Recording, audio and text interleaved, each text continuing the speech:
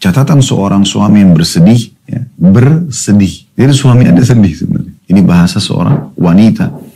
Bagaimana pengalaman dia dalam rumah tangganya. Dan ini betul. Para kaum laki-laki sedih. Pada saat apa? Sederhana. Tanda kutip, bau dan bau. Semua yang ditemukan, nafasnya istrinya bau, bau mulutnya bau, ketiaknya bau, kemaluannya bau. Duduk di semua sisi ruangan, di sini bau, di sana bau. Spray bau, bantal bau. Kamar mandi, la haula wala quwata. Masuk dapur, semuanya berantakan.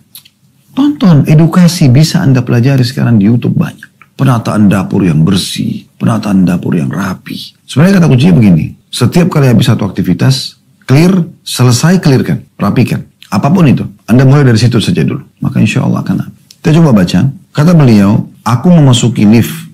Ini seakan-akan perkataan suami ya. Aku memasuki lift gedung di mana pada tingkat keempat lah apartemen kami berada. Begitu aku masuk dalam lift itu, diriku sigap kembali sehingga meringankan kepenatan pekerjaan yang telah merongrong tubuh sepanjang hari. Apa yang aku dapati di dalam lift hingga jiwaku sigap kembali? Sebenarnya aku tidak mendapati apa-apa. Tapi aku mencium aroma parfum perempuan yang sangat kuat yang tampaknya ditinggalkan salah seorang tetangga kami. Aku pun mengulang-ulang ucapan la haula wa la quwata illa billah. Dan aku teringat sebuah hadis Rasulullah sallallahu alaihi wasallam. Ayyum imra'atin ista'tarat famarrat ala qaumin liyajidu min rihaha fahiya zaniyah. Siapapun wanita yang memakai parfum lalu melintas di hadapan satu kaum sehingga mereka mencium aromanya, maka dia adalah pezina. Hadis ini diriwayatkan oleh An-Nasai dan disahihkan oleh Syekh Al-Albani dalam Sahih An-Nasai di nomor 5141. Juga hadis yang lain, kata Nabi SAW, "Idza syahidat ihdakunna salat al-isya'i fala tamassa tiba." Jika salah seorang dari kalian ingin, wahai para wanita, mengikuti sholat isya berjamaah, maka jangan mengenakan parfum. Di sini riwayat An-Nasai juga sama, disahihkan oleh Syekh Al-Albani dalam Sahih An-Nasai nomor 5275. Aku berkata dalam hati, kata sang suami, segala puji bagi Allah, karena kebetulan aku tidak berpapasan dengannya saat keluar dari lift. Saya wanita yang menggunakan parfum ini. Sebab kalau tidak demikian, niscaya aku akan tahu siapa orangnya berikut aroma parfum yang menyertainya. Sungguh betapa agungnya agama Islam ini. Ia menjaga masyarakat dan melindungi kaum laki-laki dan kaum perempuan dari fitnah, yaitu dengan menghalangi antara fitnah dan sebab-sebabnya. Lift sampai ke tingkat 4 dan aku bergegas keluar untuk membebaskan diri dari aroma parfum yang aku cium. Seakan-akan syaitan menyuntikkannya agar tembus ke aliran darah dalam urat-uratku. Ya. Jadi seakan-akan ini suami baru pulang kerja dan naik lift, mencium bau parfum yang wangi. Atau mungkin bisa terjadi di kantornya, teman-teman kantornya, mungkin karena masih harus bekerja sana, tidak ada tempat pekerjaan yang lain. Akhirnya banyak teman-teman perempuan dengan pakaiannya yang seksi, dengan parfum yang wangi, dan seterusnya dengan rambutnya yang sudah dari salon, bersih, terurai dengan rapinya, menggoda sekali. Lalu aku tekan bel pintu 2 kali berturut-turut yang bisa dikenali istriku bahwa aku adalah suaminya. Ya, kadang-kadang ini ada sebagian suami begitu memberikan isyarat. Kalau saya bel pintu 2 kali bertutur saya ya. Kalau belnya bunyi tiba-tiba 2 kali atau 3 kali. Untuk memberikan isyarat, oh iya saya sudah pulang gitu ya. Aku tekan bel pintu 2 kali berturut-turut yang bisa dikenali istriku bahwa aku adalah suaminya. Terutama 2 bel itu bertepatan dengan waktu kedatanganku setiap hari ke rumah. Aku mengiringi 2 kali bel ini dengan membuka pintu. Begitu aku buka pintu, atau begitu pintu aku buka, maka bau yang aneh menghapus semua sisa aroma harum yang belum lama meniputi nafasku. Bau yang memenuhi rumah adalah campur baur dari bau bawang merah, bawang putih, minyak goreng, dan benda-benda lainnya yang tidak bisa aku bedakan. Aku tidak melihat istriku. Ia tidak memedulikan kepulanganku ke rumah. Kepulanganku di rumah sama sekali tidak menarik perhatiannya. Begitu aku duduk di beranda sejenak, istriku keluar dari dapur dengan membawa bau yang campur aduk yang memenuhi lubang hidungku. Ia memandangku dengan pandangan sekilas tanpa mengucapkan salam kepadaku. Pandangannya yang sekilas itu seakan-akan mengucapkan kepadaku, engkau sudah datang. Coba muslimah yang ikuti acara ini tadi, baik live ataupun siaran ulang. Anda ikutin nggak tadi? Kalau Anda ikutin apa yang kami baca, yang ditulis oleh Dr. Najla, ini subhanallah pekah sekali gitu. Berapa banyak suami yang mengalami ini. Dia di luar rumah, matanya banyak melihat pakaian terbuka, hidungnya banyak mencium aroma yang wangi gitu kan. Satu-satunya cara untuk menghilangkan semua fitnahnya itu, dia temukan hal seperti itu atau lebih dahsyat di rumah dia. Maksudnya, pada saat dia pulang ke rumah, kalau dia bayar rumah, yang sambut depan pintu istrinya. Apa salahnya Anda turun dari lantai 2 ke lantai 1? Berapa jauh itu? 10 km, 100 km, kan sangat dekat. Mungkin Anda mengatakan saya di lantai 2. Baik, turunlah, sambut dia depan pintu. Kemudian dia menemukan istrinya dengan baju yang sangat menarik, warna yang sangat menarik, rambut yang begitu rapi, dandanan di wajah, sedikit kosmetika yang menggoda. Halal dalam Islam ini. Itu sudah cukup. Saya sebagai laki-laki membahasakan mungkin menghilangkan penat yang 8 jam, 10 jam di luar rumah. Belum lagi dengan sambutannya yang ceria. Apa kabarnya mas misalnya. Atau apalah bahasa yang digunakan. Kemudian dia coba membantu mengangkatkan tasnya misalnya. Ya. Kemudian mungkin ya dia merangkulnya, membawanya sama-sama, ya, mengarahkan ke dekat wastafel mungkin, ya, mas, makanan sudah saya siapkan misalnya, abang, kakak, apalah yang dipanggil, saya sudah siapkan makanannya, cuci tangan dulu yuk, bisa. Suami tetap didampingi oleh dia, kemudian cuci tangan, dia mempersilahkan suami duduk. Beratnya apa, teman-teman sekalian, wahai muslimah, mendorongkan kursi meja makan buat suami. Duduk di sini mas, duduk di sini bang, duduk di sini kakak, duduk di sini. Ya. Apalah yang Anda panggil, sayang, yang. Ya. Setelah dia duduk, Anda yang bukakan piringnya, Anda yang sendokkan nasinya dengan porsi yang masuk akal. Semua itu akan menjadi penilaian suami. Di sebelah dia ada seorang bidadari yang sangat wangi, bersih, rapi, ramah, menyendokkan makanan. Lalu mempersilahkan kira-kira menu mana yang diharapkan. Ada ikan, ada daging, ada tempe, ada ini. Pengen mau pakai ini? Mau saya tambahkan ini? Iya. Semua dengan santun. Ditata dengan rapi di depan suami. Setelah tata dengan rapi, duduk di sebelahnya. Pada saat suami sudah mulai bismillah makan, baru Anda mengambil makanan buat diri Anda. Bukan Anda sendok sendiri buat diri Anda dan membiarkan suami menyendok sendiri. Kemudian setelah itu, setelah makan, Anda juga tentu sudah siapkan air putih. Mungkin kalau ada fresh juice yang dia suka misalnya, dihidangkan. Pada saat Anda lihat sudah menikmati dan mungkin akan habis makanan, Anda bergegas untuk menawarkan, mas mau nambah nggak? Abang mau nambah nggak? Kakak mau nambah nggak? Ya, akang mau nambah nggak? Apalah Anda panggil. Oh enggak, sudah cukup. Baik. Ya. Pada saat dia selesai makan dan sudah selesai piringnya, dia akan minum, Anda mengatakan, apa saya diizinkan untuk angkat piringnya? Kalau dia ngangguk atau dia mengatakan iya, Anda angkat dengan satu. Semua itu per detiknya akan jadi penilaian suami. Percaya dengan saya ibu-ibu sekalian. Maka Anda pindahkan piring tersebut dan Anda sudah siap dengan menu yang kedua. Irisan buah-buah misalnya, puding misalnya. Apalah kira-kira yang biasa orang jadikan dessert ya, setelah makan main course-nya atau makanan beratnya gitu. Setelah selesai, ya, Anda suami mungkin sudah selesai, dia sudah berdiri dari meja makan, Anda persilakan mas, sudah saya siapkan handuk dan kebutuhannya di kamar mandi. Sebenarnya Anda ingin suami mandi biar bersih, gitu kan? Tapi Anda cuma mengatakan saya sudah siapkan semuanya. Anda coba gandeng tangannya, temani dia sampai ke depan kamar mandi, gitu kan? Kalau perlu dia ingin dibuka baju, Anda manjakan sedikit dengan Anda bukakan pakaian dia. Kalau dia izinkan misalnya. Kemudian Anda letakkan di tempat pakaian kotor, biarkan dia mengambil waktu yang dia rasa nyaman di kamar mandi. Mungkin di kamar mandi sudah ada aroma terapi yang wangi, lantai yang kering, nyaman untuk dipijak dengan kaki, kloset yang bersih, ya. Semuanya kamar mandi bersih, ya. Dinding-dindingnya, lantainya, tidak ada rambut-rambut Anda yang gugur di situ, bertumpukan sehingga menutup saluran air pada saat dia mandi buntu misalnya, atau mungkin bekas odol yang Anda sikat gigi masih ada di wastafel, sudah Anda bersihkan semua. Kloset mungkin Anda bekas pakai, tempat bagian duduknya mungkin ada basah, kan Anda pakai spoit air, semuanya Anda bersihkan, semuanya rapi, handuk sudah tata rapi semuanya. Jadi dia di kamar mandi itu merasa nyaman sekali, kepenatan dia hilang. Ini kalau Anda ikhlaskan karena Allah, semua ada pahalanya. Setelah selesai, dia keluar, Anda sudah dengan manjanya menunggu dia di atas ranjang, dengan tatapan Anda yang memberikan isyarat dia kalau mau menikmati saya silahkan, gitu kan? Mau berhubungan biologi silahkan. Saya yakin mungkin dia tidak menggunakan baju lagi, dia akan langsung interaksi biologis dengan Anda, karena dia merasa sambutannya, isyaratnya sudah ke sana. Di saat perutnya sudah kenyang, di saat juga ya dia juga sudah membersihkan diri fresh kembali, Di saat dia sudah dilayani biologis, apalagi dalam interaksi biologis, Anda munculkan apa saja yang harusnya memang orang malu lakukan kalau selain sama suami. Dari karena Anda nikmati biologis tersebut sehingga ada hal-hal yang menarik secara alami bagi suami. Mungkin Anda sudah bisa paham, saya tidak perlu jabarkan.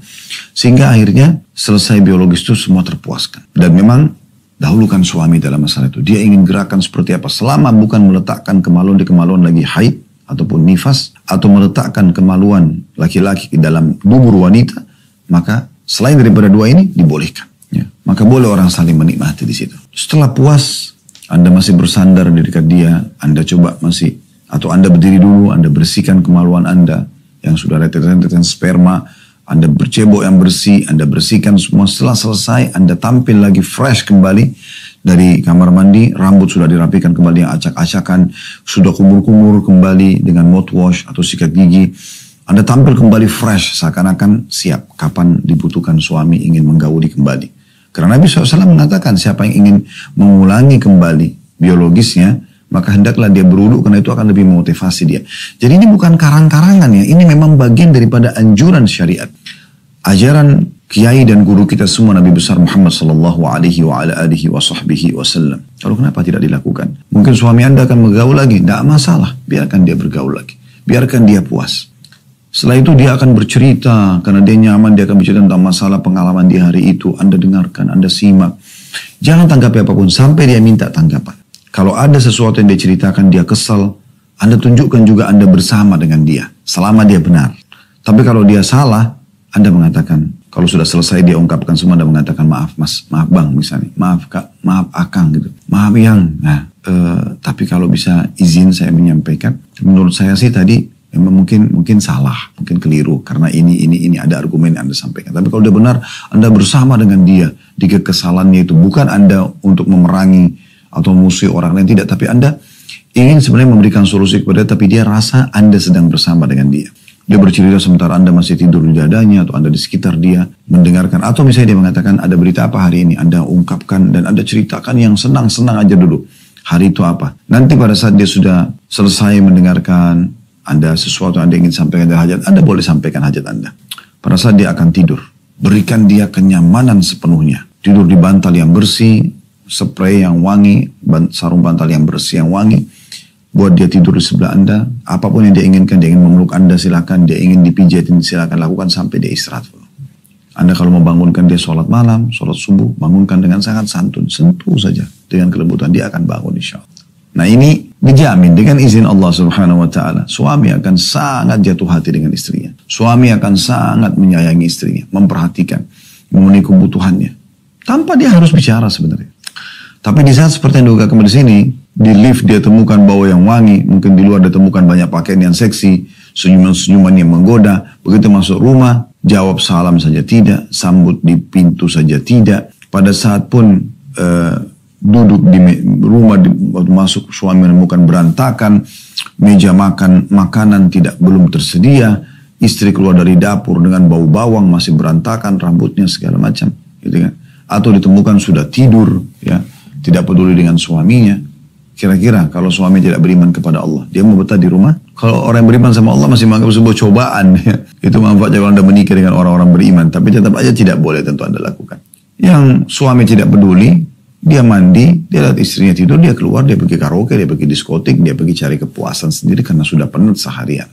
Ini yang dimaksud dengan subjudul, ya, keluhan suami yang bersedih karena bau dan bau. Gitu. Baik, ada subjudul yang lain yang beliau angkat. Ini menarik, sebenarnya masih ada hubungannya ya, yaitu haruskah aku katakan kepadamu apa yang berkecamuk dalam jiwaku? Tanda tanya. Beliau mengatakan, aku berharap sekiranya aku mencium begitu aku masuk ke dalam rumahku seperti aroma yang aku cium di dalam lift. Masih bersambung ya. Bukan bau campur aduk yang berasal dari bawang merah dan bawang putih. Aku tahu apa jawaban istriku. Apakah engkau menginginkan masakan yang enak tanpa mencium bau-bau ini? Tanda tanya. Apakah engkau ingin aku taruh mawar dan melati dalam makanan sebagai ganti bawang merah dan bawang putih? Apakah aku harus menggoreng makanan dengan parfum yang wangi? Jawabannya tentu saja tidak, wahai istriku tercinta, kata beliau. Tapi, engkau bisa memasak pada waktu yang lebih dini dari waktu kepulanganku. Bukankah engkau tahu waktu kepulanganku? Engkau bisa memasak kemudian mengganti pakaianmu untuk menyambut suamimu dengan pakaian yang bila ia memandangnya maka akan menggembirakannya. Engkau bisa membuka jendela-jendela agar bau-bau masakan keluar sehingga tidak tertahan di dalam rumah. Engkau juga bisa menggunakan pengharum ruangan. Namun istriku memotong pembicaraan hatiku. Kami tidak punya roti. Aku hampir saja gila. Aku hampir saja kehilangan kesabaranku. Aku menjawabnya dengan suara tenang. Dan aku menahan kesempitan yang terluap dalam jiwaku. Tanda kutip, mengapa engkau tidak menelponku sebelum aku keluar dari tempat kerja? Ia tidak menjawab. Ia mulai menaruh piring di atas meja makan. Ia tidak makan roti ketika makan siang. Mungkin inilah sebabnya ketidaktahuannya bahwa roti telah habis sebelum waktunya. Sungguh betapa malangnya nasibku sebagai suami. Ini tentu karena beliau di negara Timur Tengah, beliau membahasakan roti, ya. Karena memang orang di sana kalau makan biasanya harus ada rotinya walaupun ada nasi, ya. Jadi maksudnya kenapa saya pulang ke rumah pas mau makan baru kamu bilang tidak ada roti. Padahal itu makanan pokokku, gitu. Harusnya selalu ada. Kenapa kau tidak telepon dari tadi waktu aku masih di tempat kerja supaya aku sudah beli, disiapkan.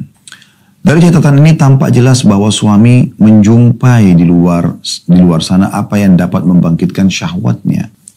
Namun sangat disayangkan, ia justru tidak mendapatkan itu di dalam rumahnya yang seharusnya dia bisa dapatkan.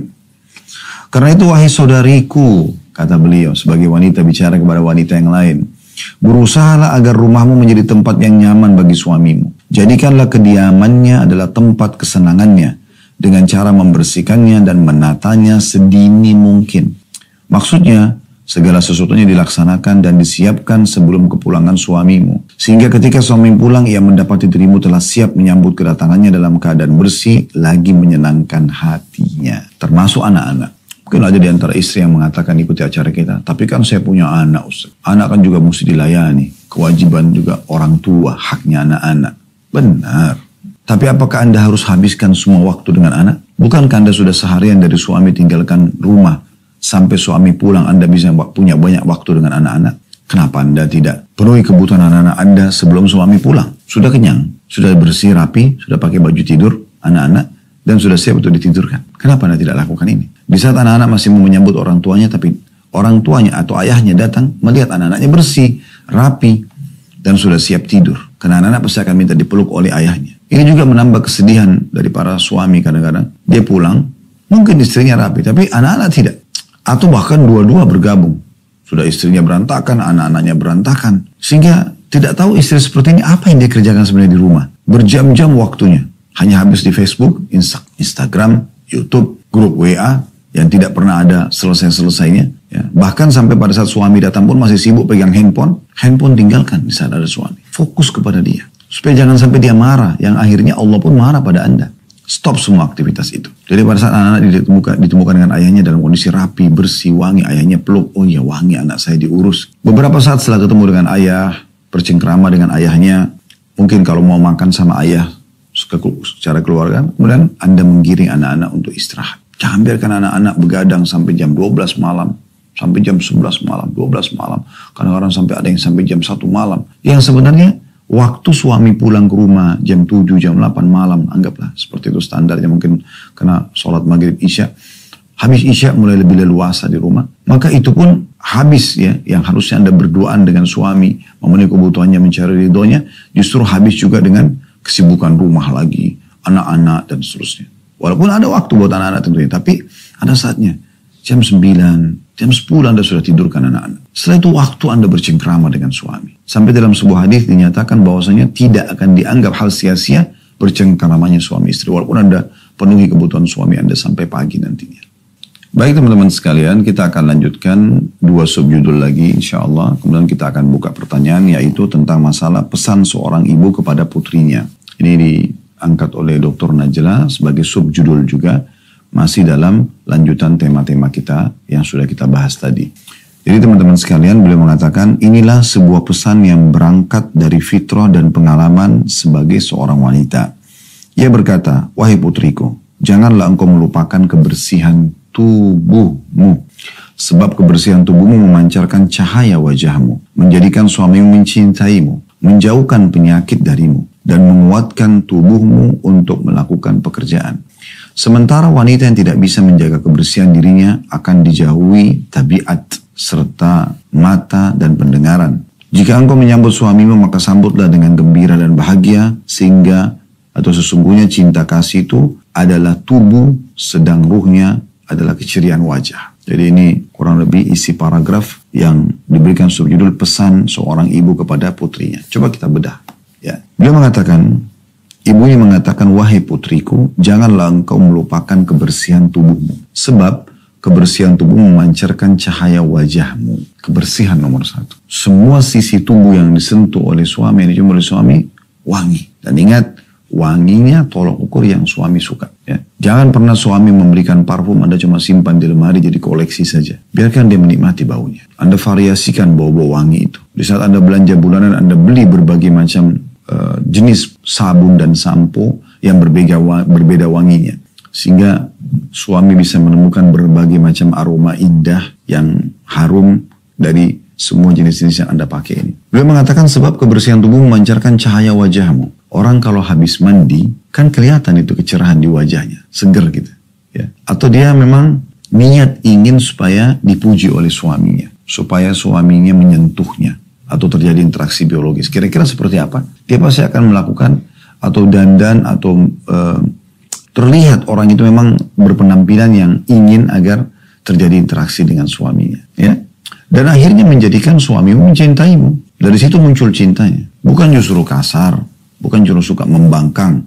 Bukan justru selalu kotor. Ya. Dan juga sisi yang lain. Menjauhkan penyakit darimu. Penyakit kulit, gatal, ya, bau badan. Kan kalau suka bersih, maka secara otomatis kan jauh dari itu semua. Juga menguatkan tubuhmu untuk melakukan pekerjaan. Karena seger kan, fresh. Jadi lebih semangat lagi untuk melakukan pekerjaan-pekerjaan rumah. Sementara wanita yang tidak bisa menjaga kebersihan dirinya akan dijauhi tabiat serta mata dan pendengaran. Maksudnya, kalau dia selalu kotor, jorok, kata-katanya pun termasuk diikutkan sudah dengan bau badan yang tidak sedap, rambut yang berantakan, ya, kemudian ditambah lagi dengan akhlak yang jauh dari keramah tamahan, selesai urusannya. Orang seperti ini tidak akan lama bertahan dalam rumah tangga. Pasti akan kacau semua. Jadi semua akan dijauhi. Mata tidak akan melirik dia, telinga tidak akan mendengar ucapannya, apapun tidak akan ada nilai positif. Bermula dari masalah ini. Coba, mulai sekarang. Kalau Anda sudah bersih, Anda tingkatkan kualitas bersihnya. Mulai dari tempat tidur, sekitar Anda lah. Ruang tamu, sofa. Anda mulai peka melihat, mana ini yang ada noda. Anda mulai lap, bersihkan. Panggil PRT Anda bantu. Anda mulai lihat, tonton cuplikan-cuplikan edukasi tentang masalah penataan tempat yang rapi. Ya. Anda mulai lihat promo-promo yang disampaikan tentang parfum-parfum ruangan. Anda cium masing-masing aromanya. Anda mulai melihat penataan bunga-bunga yang rapi, yang bersih di rumah Anda. Anda mulai coba ya meningkatkan kualitas makanan, variasinya, ya, cita rasa, aroma dan seterusnya. Anda mulai meningkatkan kualitas kamar mandi Anda, taman, seterusnya sekitar Anda, dan juga diri Anda sendiri. Kalau Anda sudah lakukan, jangan Anda merasa puas dengan itu, terus tingkatkan. Karena subhanallah orang yang sering menjaga kebersihan badan ini, memang dia sendiri tidak nyaman. Sedikit berantakan saja rambutnya langsung disisir sama dia. Sedikit saja ada bau tidak enak karena habis makan langsung dia kumur-kumur atau sikat gigi lagi. Sedikit saja dia merasa sudah lewat berapa menit parfum mungkin yang dia semprotkan, khawatir sudah tidak lagi bau atau kurang, dia semprotin lagi supaya suaminya selalu bersama dengan dia atau merasa nyaman selalu dekat dia. Dan saya sudah berikan tadi banyak sekali contoh yang sangat peka sebenarnya ya. Kalau Anda sudah tangkap dari awal saya berbicara itu sudah sangat peka gitu. Sampai rentetan bagaimana Anda harus menyambutnya dari depan pintu sampai dia tidur. Sampai nanti Anda mengantarnya kembali, dia ingin pergi kerja. Gitu ya. Jika engkau menyambut suamimu, maka sambutlah dengan gembira dan bahagia. Walaupun kamu lagi bersedih, jangan tunjukkan pada dia. Nanti keluh kesahmu akan kau sampaikan setelah dia puas. Maka sambutlah dengan gembira dan bahagia. Sesungguhnya cinta kasih itu adalah tubuh. Dan ruhnya adalah keceriaan wajah. Jadi tidak bisa bergerak jasad tanpa ruh kan. Nah, kalau cinta kasih itu adalah tubuh, maka ruhnya adalah keceriaan wajah. Artinya cinta tidak bisa bertemu dengan wajah yang cemberut, lisan yang kasar. Ya, tidak mungkin ketemu. Yang terakhir teman-teman sekalian, yang kita bahas pada kesempatan ini adalah jangan menjadi istri-istri yang rakus. Kata beliau, jagalah postur tubuhmu dan jangan banyak makan. Boleh makan tapi jangan berlebihan. sehingga ia menjadi gemuk. Tentu selalu saja laki-laki idealnya melihat tubuh istrinya yang ramping, yang indah gitu kan. Dan itu bisa kalau Anda mau. Bahkan ada Masya Allah sebagian wanita walaupun habis melahirkan itu bisa dia, ya, karena dia peduli kan, dia mau memang dia bisa tampil lebih indah, lebih bagus bahkan kembali seperti sebelum melahirkan. Dia berolahraga, dia mengurangi makanan gitu kan, yang dia makan mungkin, atau dia mengurangi karbonya paling tidak ya. Dia lebih banyak fokus kepada protein untuk memang ototnya misal, bukan supaya dia berotot tidak, tapi supaya memang lebih menghasilkan tubuh yang lebih ideal ya. Saya ulangi kata beliau, jagalah postur tubuhmu dan jangan banyak makan. Tidak sedikit perempuan yang setelah menikah dan melahirkan anak justru tubuhnya melar. Dan ini selalu dijadikan sebagai hujah. Kan sudah ada anak, kan sudah melahirkan, kan itu anak kamu. Anda pikir itu sudah cukup untuk suami? Nggak bakal cukup. Tapi bagaimana Anda setelah melahirkan punya anak, Anda tetap bisa merawat diri. Ya, itu konsekuensinya. Kalau Anda mau selalu suami dekat dengan Anda, bisa Anda pakai korset, bisa Anda diet misalnya dengan minuman dan makanan yang memang diet yang halal gitu kan. Berolahraga. Lalu dikatakan ia membiarkan hal itu dan lupa bahwa hak dirinya sebelum suaminya ialah memelihara tubuhnya dari kegemukan. Sebab kegemukan itu banyak mengundang penyakit. Maksudnya sebelum bicara tentang hak suami, kamu sendiri wahai muslimah butuh ini. Karena kegemukan mendatangkan banyak penyakit. Makanya orang kalau gemuk berusaha turunkan. Karena memang sumber penyakit kan. Terlalu banyak energi yang tersimpan yang tidak dikelola oleh tubuh. Karena itu biasakanlah berolahraga dan makan dengan gizi seimbang. Agar postur tubuhmu terpelihara dan dirimu terlindungi dari kegemukan. Tapi ingatlah, jangan sampai engkau membebani dirimu melebihi batas kemampuanmu. Tidak boleh ada kerugian dan menimpakan kerugian pada orang lain. Kata Nabi SAW, la dharar wa la dirar. Itu maknanya di sini ada hadis yang beliau gunakan sebenarnya makna hadisnya. Jangan merugikan, jangan juga dirugikan gitu. Terkadang seorang perempuan melakukan diet secara berlebihan sehingga merugikan diri dan kesehatannya. Jadi normal-normal aja. Kan sederhana, saudariku muslimah. Kalau kita mengurangi porsi makan, terutama karbo, maka secara otomatis kegemukan juga akan turun, kan begitu? Itu secara otomatis kok. Ditambah lagi Anda melakukan olahraga, selain pola makan yang sehat, Anda melakukan olahraga sehingga ada pembakaran keringat yang keluar, maka secara otomatis ya, yang tertinggal adalah tubuh-tubuh yang ideal, yang indah, yang rapi, yang bersih dan seterusnya. Ini kurang lebih gambaran dan kita akan coba bacakan pertanyaan setelah ini dan kita akan masuk insya Allah pertemuan akan datang lagi yang lebih pekah lagi ya bahasan-bahasannya atau masih bersambung dalam kepekaan bahasan di sini maksud saya. Poin yang kelima, sentuhan penuh kasih sayang dan kebahagiaan suami istri. Dan nanti akan ada bahasan hal-hal yang berhubungan dengan masalah biologis. Allahu a'lam. Subhanakallahumma bihamdika asyhadu an la ilaha illa anta astaghfiruka wa atubu ilaik. Wassalamualaikum warahmatullahi wabarakatuh.